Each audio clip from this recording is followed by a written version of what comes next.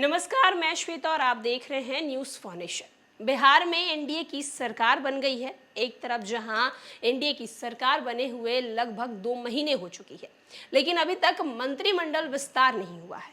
राजनीतिक गलियारों से लगातार मंत्रिमंडल विस्तार को लेकर चर्चाएं हो रही हैं, तो वहीं दूसरी तरफ मंत्रिमंडल विस्तार को लेकर अब ताज़ा अपडेट भी जारी किया गया है।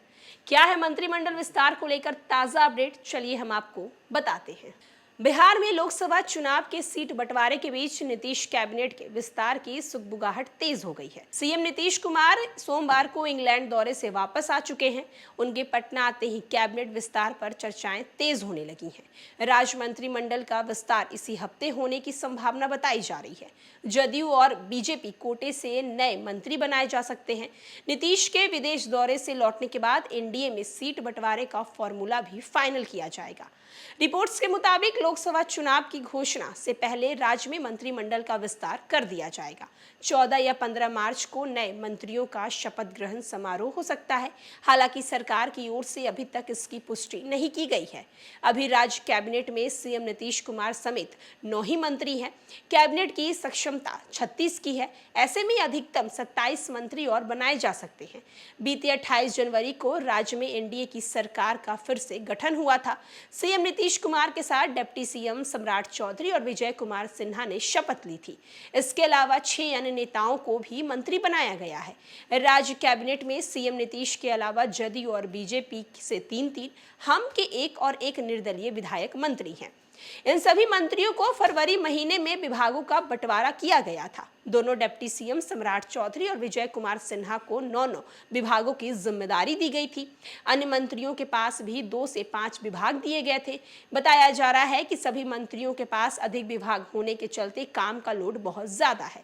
उनका कार्यभार कम करने के लिए राज्य कैबिनेट का जल्द ही विस्तार किया जाएगा। मौजूदा मंत्रियों के विभागों का नए मंत्रियों में बंटवारा कर दिया जाएगा। एनडीए सरकार में शामिल पूर्व सीएम जीतन राम मांझी की पार्टी हम लगातार अपने कोटे से 2 मंत्री बनाने की मांग कर रही है। मांझी के बेटे संतोष सुमन अभी नीतीश कैबिनेट में मंत्री हैं। मांझी ने पूर्व में कहा था कि उनकी पार्टी को महागठबंधन से मुख्यमंत्री पद का ऑफर था, मगर वे एनडीए छोड़कर नहीं गए हैं। ऐसे में उन्हें कम से कम 2 मंत्री जरूर मिलने चाहिए। तो आप देख सकते हैं कि सीएम नीतीश के लंदन यानी कि विदेश दौरे से वापस आने के बाद अब कैबिनेट विस्तार को लेकर चर्चाएं काफी ज्यादा तेज हो गई हैं। एक तरफ जहां बिहार के पूर्व सीएम जीतन राम मांझी 2 मंत्री की लगातार मांग कर रहे हैं। उन्होंने कहा है कि महागठबंधन से उन्हें बड़ा ऑफर भी मिला था, लेकिन उन्होंने एनडीए का साथ नहीं छोड़ने का फैसला लिया है।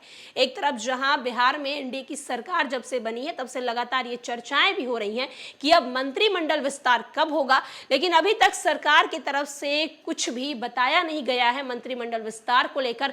लेकिन चर्चाएं ये हो रही हैं कि 14 से 15 मार्च के बीच बिहार में मंत्रिमंडल विस्तार हो सकता है। अब देखना होगा कि जो बातें निकलकर सामने आ रही हैं उन बातों में कितनी सच्चाई है या फिर कुछ और ही खबर निकलती है। फिलहाल के लिए इस खबर में इतना ही।